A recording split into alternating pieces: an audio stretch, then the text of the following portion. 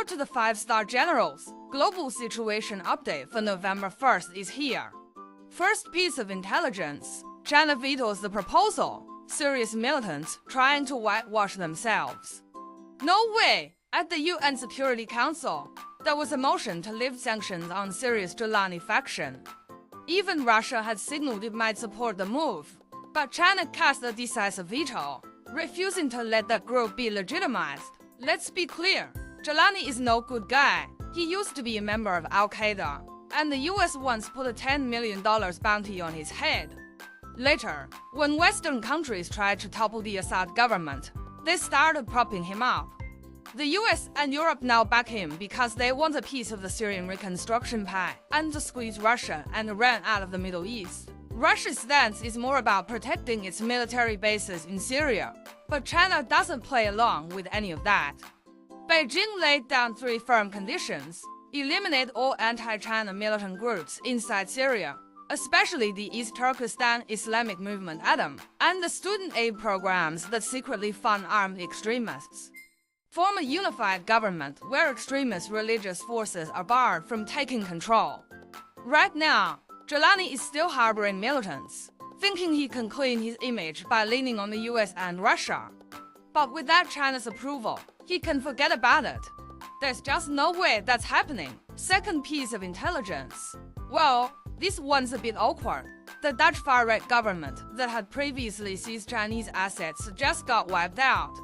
In the latest Dutch election, Geert Wilders, often dubbed the Dutch Trump, and his Freedom Party only managed to win 25 seats, losing to the centrist candidate Jetten. When Wilders first came to power, he was all fired up, following Washington's lead and cracking down on Chinese investment.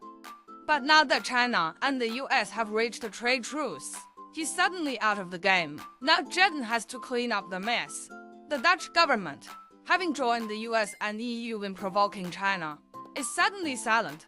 European media won't even mention it. If Jetten really wants to fix relations with China, he'd better start by undoing the reckless seizure of Chinese companies' assets. Third piece of intelligence. This one's hilarious. The US-China tariff war just a pause, and somehow India woke up as the main target. After the latest round of talks, Trump announced that all tariffs on Chinese goods were reduced to zero, the 10% fentanyl tariff.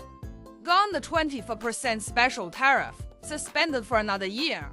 Even the so-called port fee battle, on hold. China moved fast, already fined a few US companies millions, while Washington dragged its feet and got basically nothing. But guess who ended up holding the bag? India. They thought they could sit back and watch the tigers fight. But now the US just slapped a 50% tariff on Indian goods, making India the biggest casualty of the tariff saga.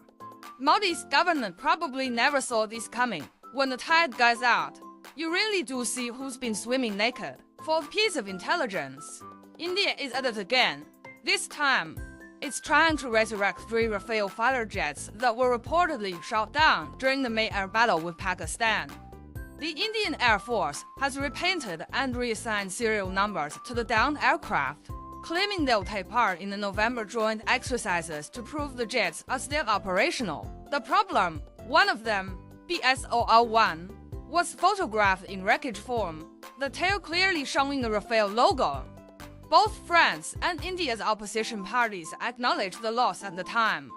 Reassigning new serials seems more about saving face. Each Rafale costs over $200 million United States dollars, and admitting the loss of 4 would make it harder to justify the planned purchase of 114 more, a deal rumored to involve substantial kickbacks. During that air battle, Pakistan's J-10C fighters armed with PL-15E missiles locked onto the Rafales from about 200 kilometers away. Despite staying within their so-called safe zone, the Indian jets were still taken down. Changing tail numbers doesn't erase the record. It only underscores the defeat. Fifth piece of intelligence. Putin just pulled a masterstroke. He staged a top-level psychological operation, surrounding tens of thousands of Ukrainian troops and inviting journalists in to witness it firsthand. The Ukrainian side immediately threatened that anyone who went would be punished.